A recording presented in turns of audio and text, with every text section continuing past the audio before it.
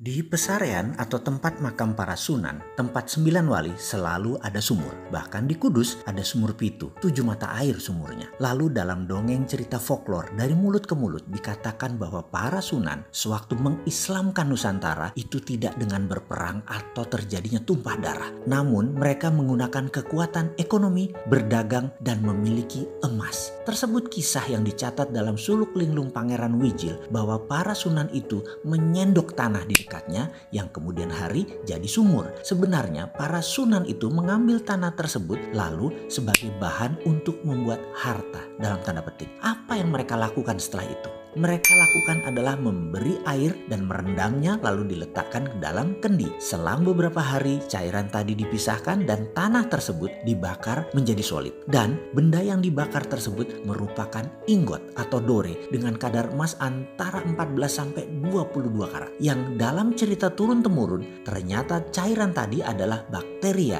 atau kalau dalam bahasa modern dalam ilmu patologi itu adalah bioengineering. Para sunan memisahkan unsur logam tadi menggunakan bakteria. Para sunan melaksanakan bioengineering jauh sebelum dunia mengenal mikroba, virus, bakteri, di mana mereka menyebutnya dengan istilah lelembut. Saking halus dan kecilnya, ini bukan makhluk halus seperti jin, setan, dan segalanya. Ini adalah makhluk kecil super nano yang bekerja menurut hukum alam. Inilah yang menjadi kunci sukses bermain di bidang metalurgi yang harus dicari oleh generasi anak bangsa Nusantara, kekayaan ilmu teknologi logam. Osmium misalnya, benda logam yang berat jenisnya lebih berat dari besi namun selalu oily, licin. Kalau osmium diproduksi dibuat untuk benda yang rotating berputar seperti turbin, jet engine, baling-baling propeller kapal laut, maka pelumas olinya hanya perlu 10% saja kebutuhannya. Mesin menjadi lebih baik performanya dengan perawatan yang rendah. Dunia aviasi dan dunia maritim bisa maju 3 kali lipat dari sekarang dan osmium itu banyak di bumi Nusantara.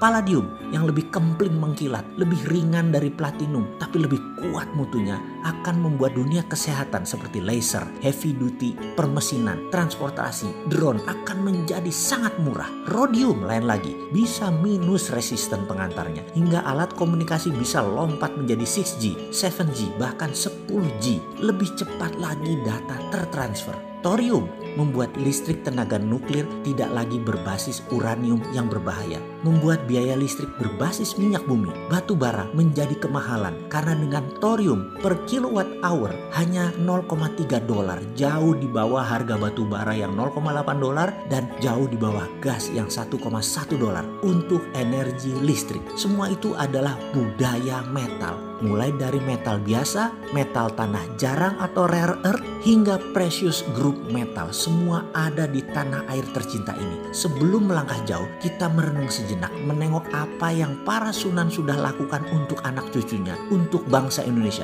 Bukan hanya nikmat agama Islam, namun budaya luhur, budaya logam dia wariskan untuk kita. Untuk menjadi yang terdepan, warisan beliau-beliau tersebut harus kita pertahankan. Inilah strategi SWF, Sovereign Wealth Fund, berbasis natural resources capital yang selalu didengungkan oleh si bosman yang sok keminter ini. Menggunakan kekuatan kedaulatan sovereign natural resources untuk menjadi alat tawar kepada negara lain. Bukan menjadi pengemis minta-minta pinjaman seakan-akan kita ini miskin. Sekali lagi, sejarah sudah mengingatkan, wahai pejabat, rajin-rajinlah baca sejarah dan menengok kekuatan bangsa sendiri. Semua tersedia, semua tinggal dipakai. Masih nggak ngerti juga ya SWF ilmunya para sunan ini ya? Ngobrol dong kita.